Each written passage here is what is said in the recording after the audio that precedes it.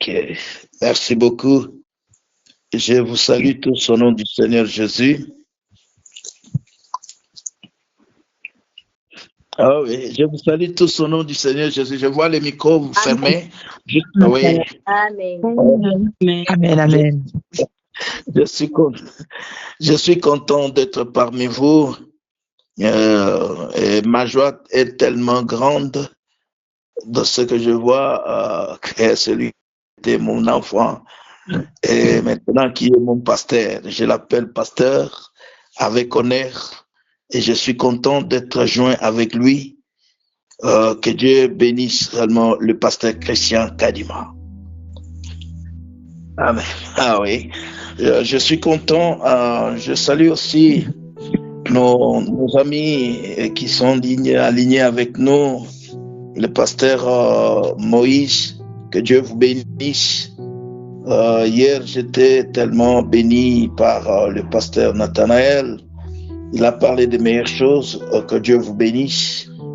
Merci de m'avoir donné aussi l'occasion de parler à ces grands thèmes. Pour nous, nous ne sommes pas des évangélistes, nous sommes des pasteurs. Ce thème ici pourrait nous prendre un mois, parler de manière un peu différente, juste pour communiquer une connaissance parfaite aux enfants de Dieu. Mais dans quelques minutes qui nous est donné, nous allons essayer à parler quelque chose qui va aider les enfants de Dieu. Et au fur et à mesure que je vais parler, je suis certain que la main de notre Dieu n'est pas courte pour ne pas toucher à celui qui va écouter. Oui, et l'oreille de l'Éternel n'est pas trop dure pour nous entendre.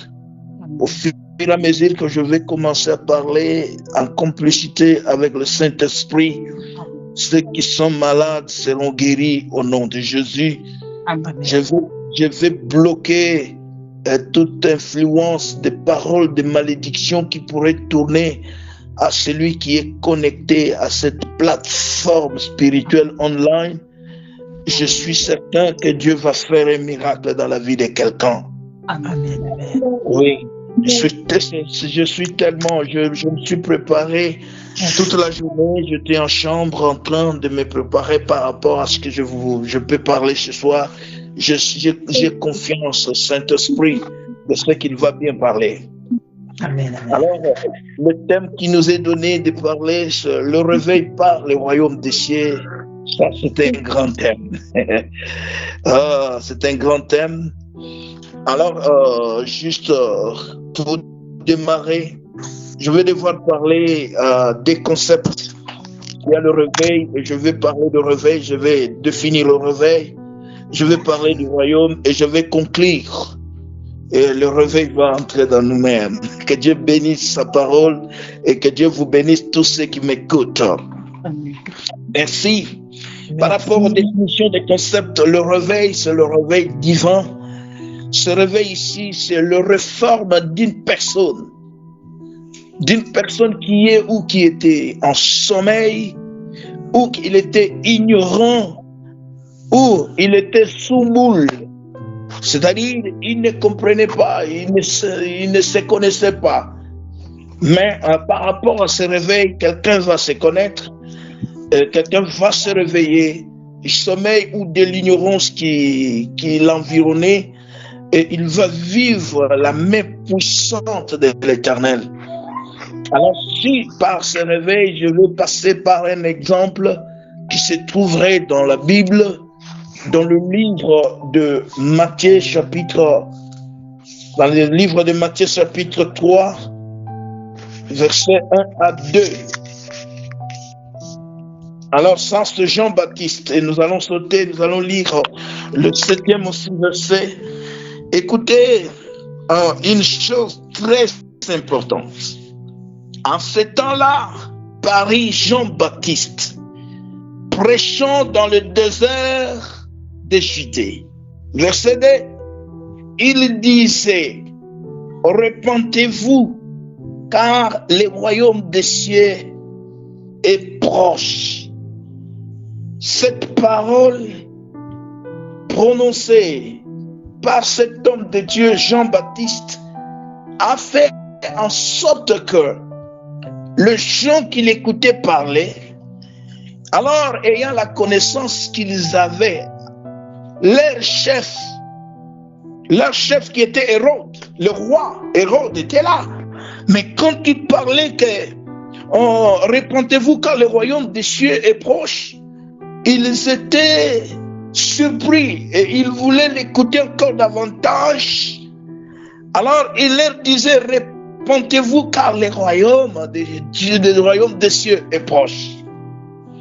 Alors cela a attiré réellement le regard.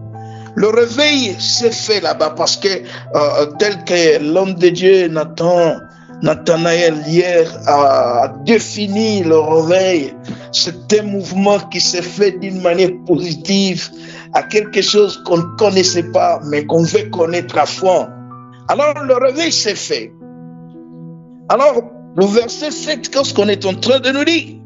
On dit ceci. Mais, dit Jean-Baptiste, voyant venir à son baptême beaucoup de pharisiens et de sadducéens, et il leur dit ceci, race de vipères, qui vous a appris à fuir la colère à venir.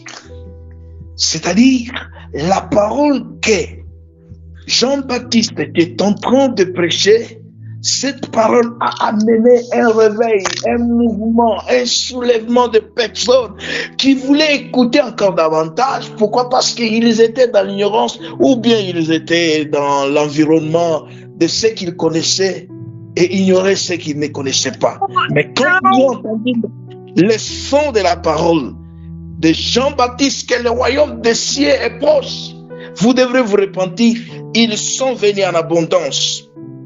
Ce que nous voulions juste dire, que le réveil, c'est le soulèvement des personnes qui étaient endormies, qui étaient dans l'assoupissement, qui étaient dans l'ignorance, qui étaient sous boule, qui ne comprenaient rien, mais il comprend un autre son et il s'élève juste pour entendre et comprendre la vérité qui est sortie. Alors, le deuxième verset, réellement, qui fait montre encore le réveil, c'est l'exemple de notre Seigneur Jésus avec cette femme samaritaine dans le livre de Jean 4, 28 et 29 versets. Alors, qu'est-ce qui est en train de dire là-bas? Alors, la femme ayant laissé sa criche et s'en alla dans la ville et dit aux gens, venez voir un homme qui m'a dit tout ce que je fais. Ne serait-ce point le Christ? Et lorsque nous regardons ici, alors plus tard là-bas, nous voyons que cette femme, elle est allée dire à toute la ville, disons, parler de Christ. Dire que venez d'abord, venez voir, est-ce que cet homme n'est pas le Christ? Il m'a dit tout ce que je fais. Et quand les gens sont venus, ils sont arrivés là-bas, ils ont entendu, ils ont vu, ils se sont tournés vers la femme pour dire, la femme, nous ne croyons pas parce que tu es venu nous dire, mais nous, parce que nous venons d'entendre et nous venons de voir. Et c'était une foule, c'était un bruit. Les gens sont venus en masse. Ce qui faisait montre que le réveil que nous sommes en train de parler, nous, c'est le réveil de se lever et de parler de Christ pour attirer les gens à Christ. Et nous sommes, alors juste pour nous dire ce soir, nous tous, nous sommes appelés à aller annoncer la bonne nouvelle. Nous sommes appelés de parler de Christ aux gens pour réellement amener ces gens-là à Christ. Et cela va apporter un réveil qui fera en sorte que les gens parlent de Christ et les gens soient sauvés et les gens soient glorifiés et le Seigneur soit glorifié. Alors bref, du côté de réveil que je suis en train de nous lire ici, alors le réveil dont on est en train de parler ici, c'est le réveil d'amener les gens à Christ, de gagner les âmes, de gagner les âmes pour Christ. Bref, nous devions être et soyons les gagneurs d'âmes. Et lorsque nous gagnerons les âmes, ça sera un réveil. Et ce réveil-là va faire en sorte que même nos vies, tout va se réveiller. Même dans nos vies, tout va faire en sorte que tous témoignent Christ. Et ça sera une si grande joie.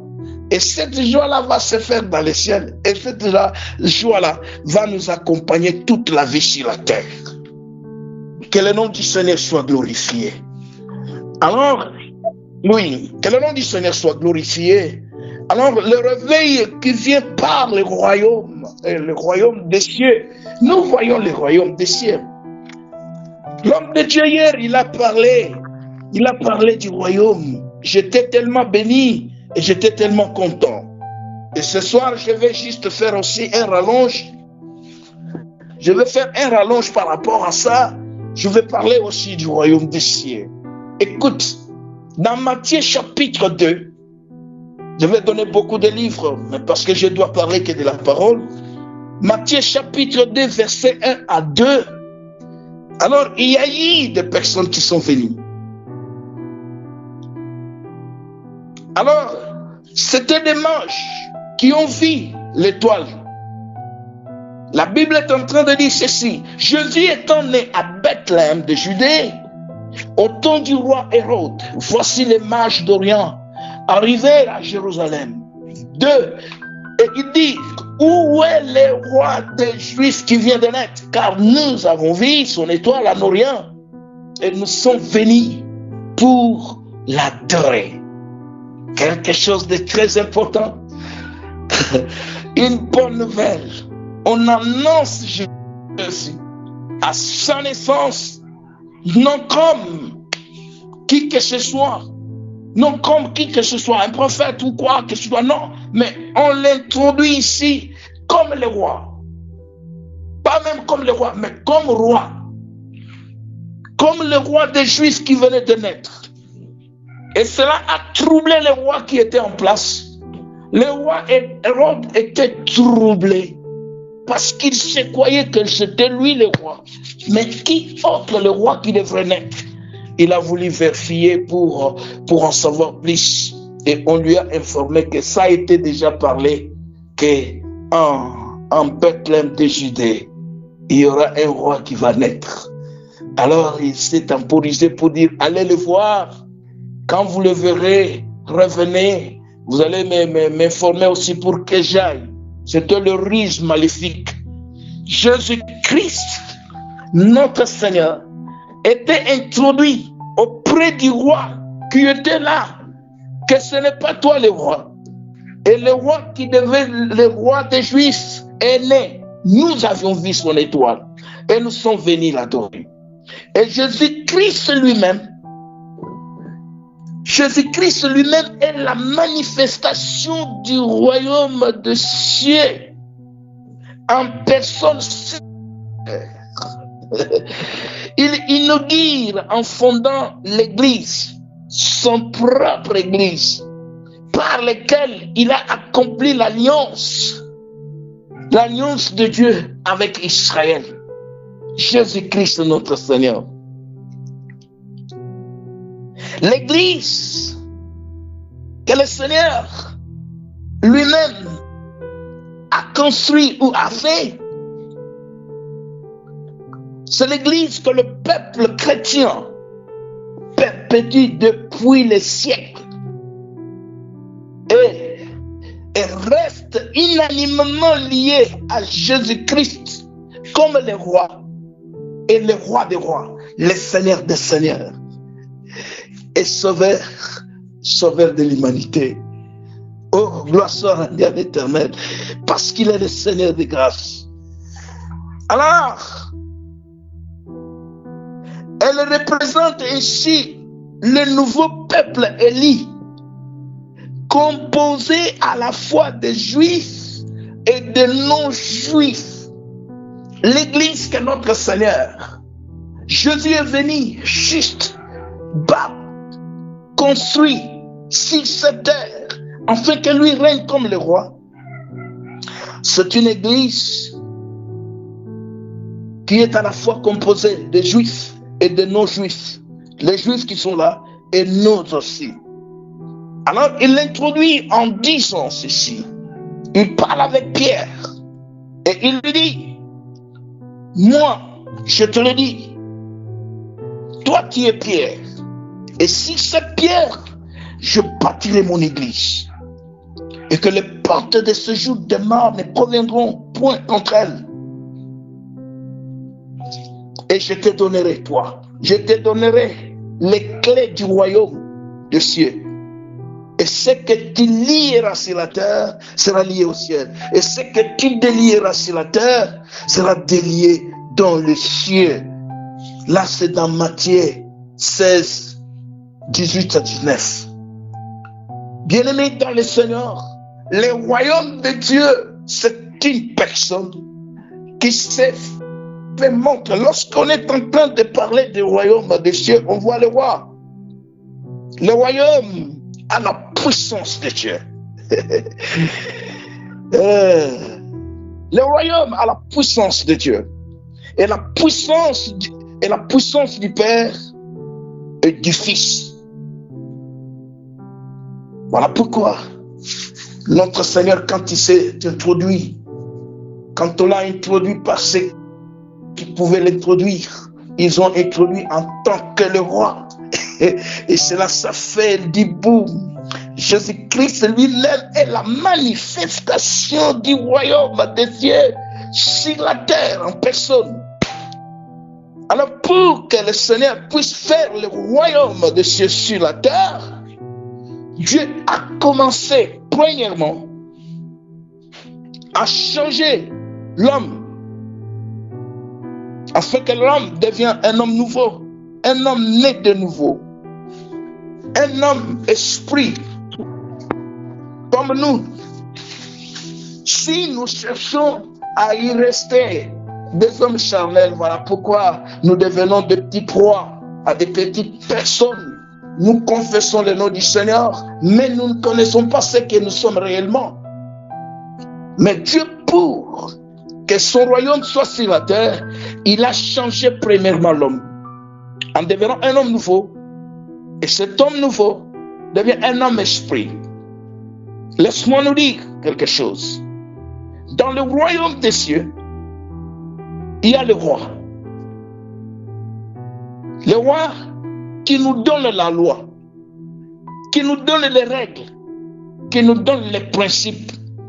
Voilà ce qui fait en sorte que l'homme devient un homme fort, un homme esprit. C'est la loi de l'Éternel, les principes, les règles de l'Éternel que Dieu donne à cet homme nouveau. Et quand ces lois, ces règles entrent dans l'homme, l'homme devient un homme esprit et il devient un homme intouchable. Un homme intouchable. Dans le royaume des cieux, il y a le roi. Et c'est le roi qui nous donne la loi, les règles, les principes. Car tous ceux qui sont dans le royaume de Dieu sont sujets du roi. Alors là, je suis content, juste pour dire à quelqu'un que ce n'est pas un hasard que tu as accepté Jésus-Christ comme Seigneur et Sauveur. Et tu dois savoir, quand tu as reçu Jésus-Christ comme Seigneur et Sauveur de ta vie, tu es devenu un homme autre, un homme qui n'est pas un homme charnel, un homme naturel dont on peut toucher par qui que ce soit. Non, tu deviens un homme spirituel, un homme fort, un homme capable, un homme Dieu. Un homme Dieu. Alors, Dieu nous donne sa loi, Dieu nous donne ses règles, ses principes, et il nous est demandé, tel que nous sommes là. Alors, lorsque nous sommes dans le royaume de Dieu, là où il y a la loi, les règles, ainsi que le principe, nous sommes appelés à se soumettre à ces principes. Le premier règle, la soumission est la règle d'or, est la règle d'or dans le royaume des cieux. Et cette règle d'or dans le royaume des cieux, c'est sa parole. Et cette parole, si nous la respectons, si nous l'écoutons, si nous la mettons en pratique, si cette parole arrive à être à nous en abondance, laisse-moi nous dire, bien-aimés, il n'y aura pas de maladie, il n'y aura pas de souffrance, il n'y aura pas d'échec, il n'y aura pas de plaie. Parce que la parole à nous, c'est le royaume lui-même à nous-mêmes. Et il va faire des miracles dans notre vie. Et nous devions nous soumettre à la loi du royaume, à la loi du royaume, à la loi du royaume que le Seigneur nous a donné. Alors, je voudrais juste encore nous dire, vous devrez savoir, bien-aimés dans le Seigneur, que dans le royaume du Seigneur, dans le royaume de Dieu, dans le royaume des cieux, les mystères du royaume des cieux, c'est le Saint-Esprit. Le Saint-Esprit est le mystère du royaume de Dieu, du royaume des cieux. Et le Saint-Esprit aussi nous donne la puissance du royaume. Quand le Saint-Esprit nous donne la puissance du royaume, c'est pour que les miracles et le prodige nous suivent partout ce que nous allons partir. C'est pour que nous ne puissions pas vivre comme toute personne, mais nous vivons comme réellement, nous vivons comme Dieu. Vous êtes sans ignorer, c'est-à-dire aucune semence ne peut pas donner les contraires de cette semence-là. Chaque semence, selon les règles et selon les principes, chaque semence donne les mêmes espèces. Chaque semence reproduit des mêmes espèces. C'est la parole de Dieu et la semence de Dieu. Et la parole de Dieu nous fait Dieu. Et le royaume de Dieu, écoute bien, mais c'est que la Bible est en train de nous dire. Le Saint-Esprit qui nous donne la puissance de Dieu, la puissance du royaume. Et nous tous, nous sommes appelés à se soumettre à la loi de l'Éternel, à la loi du royaume, la loi là qui est sa parole. Et que cette parole est la source de toute bénédiction. Toute bénédiction. Dans la vie de l'homme, c'est la parole de Dieu. Lorsque cette parole est dans notre vie, lorsque nous sommes en train de mettre la parole de Dieu en pratique, et nous faisons ce que Dieu nous demande de faire, c'est une source de bénédiction pour nous. Et nous sommes appelés à le faire. Et lorsque nous le faisons, nous avons la puissance du Saint-Esprit. Et nous ne pouvons pas le faire de nous-mêmes. Nous ne pouvons pas le faire de nous-mêmes. Nous le faisons avec le Saint-Esprit. Voilà pourquoi le Seigneur Jésus a dit, il est avantageux que je m'en aille. Et quand je serai allé, je vais vous envoyer le consolateur, le Saint-Esprit.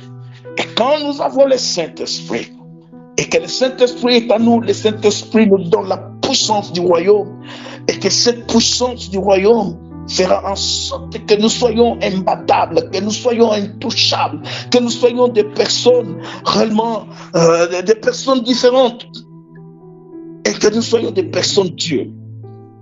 Regarde ce que la Bible dit. La Bible est en train de nous dire ceci. Dans le royaume des cieux, il y a l'unité.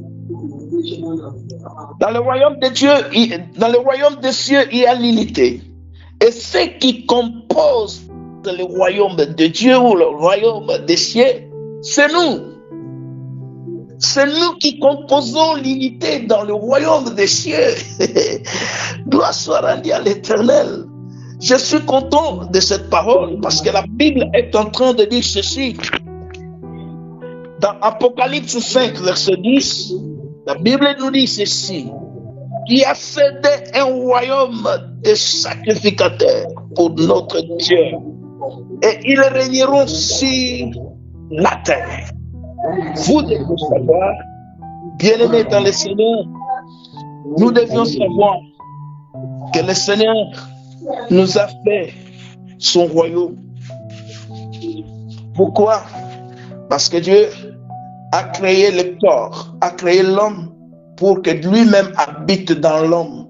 Mais ce que nous sommes en train de remarquer, c'est le contraire. dans le corps de l'homme. Alors le corps devient l'habitation des démons, qui fait en sorte que la personne perd le pouvoir, perd réellement la puissance. Et les démons arrivent à se mettre là-bas. Ils perturbent la vie de l'homme. Non, notre corps, c'est le temple du Saint-Esprit. Et lui-même, le Seigneur, il a fait de nous son royaume et des sacrificateurs. J'ai beaucoup aimé l'homme de Dieu Nathanaël. Il a dit que Dieu n'appelle jamais les chômeurs. Et il n'y a plus de chômeurs que le Seigneur a appelé. Le Seigneur nous a appelés à un travail. Et un travail est réussi. Alors le travail de notre Dieu que le Seigneur nous a donné, c'est le travail que quand notre Seigneur est ressuscité de la mort, et il voulait aller au ciel, il a réuni ses disciples et il leur a ouvert l'esprit pour qu'ils comprennent les Écritures. Et ensuite, il les a envoyés. Il a dit, allez partout le monde et faites de toutes les nations le disciple. Voilà la mission que le royaume des cieux, qui fait en sorte qu'il y ait réellement un bruit.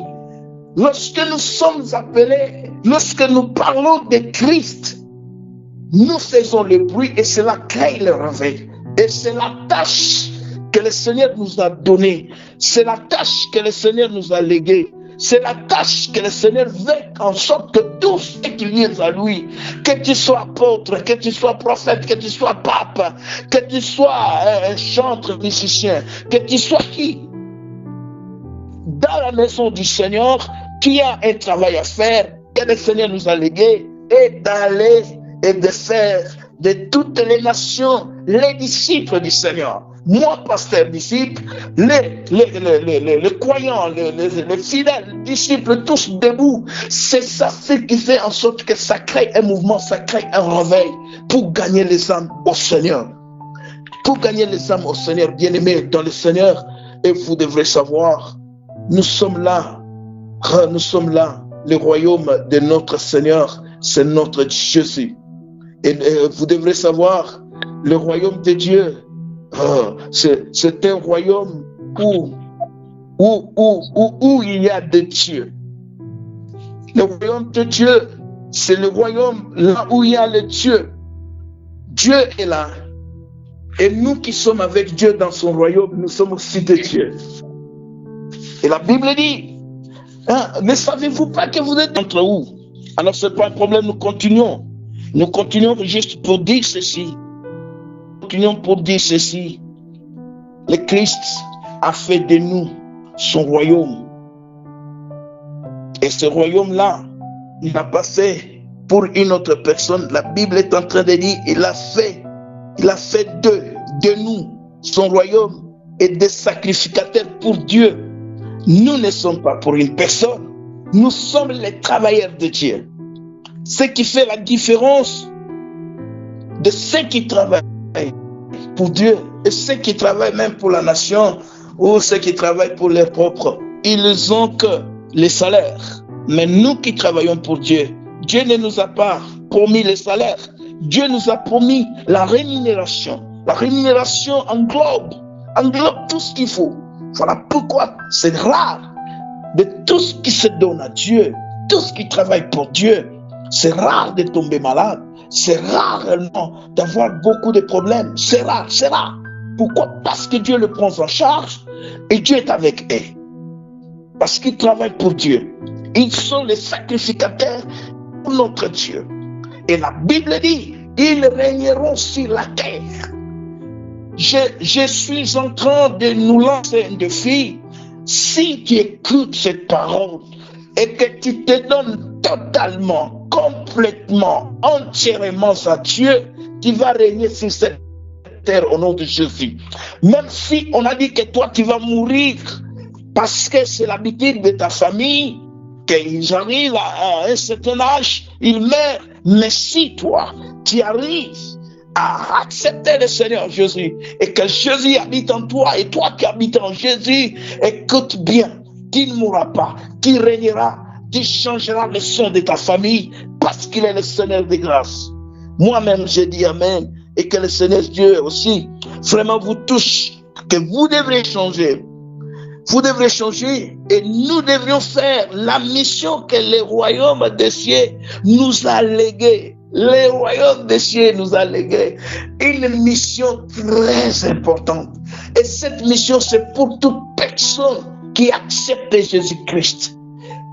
Et j'aimerais nous dire, parce qu'avant que le Seigneur fasse son royaume sur la terre, le Seigneur s'est décidé de changer un homme, afin que l'homme devienne un homme nouveau, et que l'homme soit né de nouveau, que cet homme soit un homme spirituel, un homme esprit. Et un homme esprit qui vit juste pour la joie du ciel est celui qui gagne les âmes. Je lance un défi. Aujourd'hui, si tu écoutes cette parole et que tu te lèves et que tu entres dans le service de Dieu et que tu commences à gagner les âmes, même si tu ne travailles pas, même si tu n'as pas rien, tu n'as pas l'argent, même si tu n'as pas, mais tu te mets, tu te réveilles le matin, tu te laves, tu dis aujourd'hui, j'ai une mission de gagner 2, 3, 4 personnes et les amener au Seigneur. Laisse-moi te dire, le Seigneur va te prendre en charge et le Seigneur va changer ta vie. Le Seigneur va changer ton nom et ta famille sera connue à cause de toi, à cause de l'œuvre de Dieu que tu dois faire. Alors, je nous dis, bien-aimés dans le Seigneur, le royaume des cieux, c'est notre Seigneur Jésus. Il est venu faire son royaume sur la terre et c'est nous réellement qui vivons dans son royaume, car lui-même est le roi des rois, lui-même est le Seigneur des seigneurs, lui-même est notre sauveur, et que lorsque nous sommes dans son royaume, nous ne sommes pas des personnes paresseuses, nous sommes des personnes appelées à faire son travail chaque jour comme tous les jours, réellement gagner les âmes et les amener à lui. Il sera réellement, il y aura un grand réveil, un grand réveil, un grand réveil. Nous, je suis en train de dire, nous, on croyait qu'on était en train de sacrifier notre jeunesse. C'est là où je vais un peu chuter. Je croyais qu'on était là en train de sacrifier notre jeunesse et les gens se moquaient de nous. Ils disent, regarde, il reste qu'à l'église, ils ne font rien. Oh Seigneur, toujours la prière, allez chercher l'argent. Il y a eu même les autres qui sont partis chercher de l'argent. Nous sommes restés au pied du Seigneur. Notre travail, c'était se lever le matin, entrer dans des maisons des gens, gagner les gens pour les amener à l'église, à tel point même notre apôtre, il a regardé, il a dit vraiment, soyez bénis pour l'œuvre que vous êtes en train de faire. Et nous avons dit oui, que Dieu soit loué. Nous avions fait et nous continuons à le faire. Le Seigneur là ne nous a pas laissés. Le Seigneur là ne nous a pas laissés. Le Seigneur là se souvient de nous. Le Seigneur là se souvient de nous. Le réveil dont on est en train de nous demander, c'est de s'élever et de parler de Christ aux gens qui ne le connaissent pas pour les amener au Seigneur. Nous serons les faiseurs de fêtes au ciel et les faiseurs réellement de deuil dans le royaume dans le royaume des ténèbres. Parce qu'une fois que nous rachetions et nous amenons dans le royaume des cieux, il y a la fête. Et comme nous sommes les faiseurs de fêtes dans le royaume de Dieu, et Dieu fera aussi en sorte que nous vivons dans cette fête-là. Alors je nous appelle ce soir, soyez les faiseurs de fêtes dans le royaume de Dieu. Et Dieu vous fera aussi un homme, une femme qui va vivre la fête en fête chaque jour et votre vie sera changée. Que Dieu de toute la terre bénisse sa parole et que Dieu vous bénisse tous. Au nom de Jésus. Amen. Amen. Ok. Merci beaucoup. Je pense que je m'arrête là parce que je vois que l'heure est partie. Que le Seigneur bénisse les révérends. Oui. Je vous remets le micro.